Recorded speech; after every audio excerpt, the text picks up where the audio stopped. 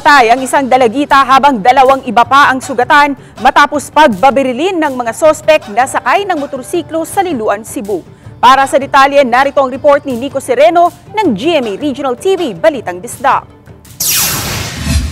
Nakatambay sa labas sa isang convenience store sa Liloan, Cebu ang mga kabatang ito kahapon ng madaling araw nang bigla silang magpulasan.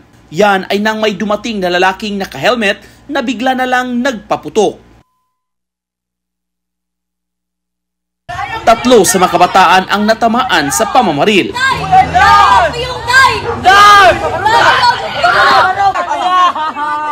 Dalawa sa kanila ay mga lalaki na edad 17 at 18 at isang 16 anyos na dalagita.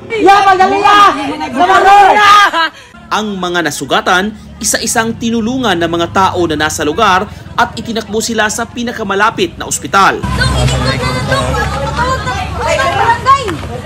Sa ospital, binawian ng buhay ang babaeng biktima. Sa inisyal na investigasyon ng Liloan Police Station, ang namaril na suspect ay bahagi ng isang grupong sakay ng 5 motorsiklo. Sa crime scene, naabot sa 18 empty shells at 2 slugs ang na-recover. Ongoing na ito at pursuit para once na ma-identify na yun na mo ang isa ang mga perpetrators, pwede na ito masikop. Inaalam pa ang posibleng motibo ng krimen. Mula sa GMA Regional TV, Balitang Bisdak, Nico Sereno nagbabalita para sa GMA Integrated News.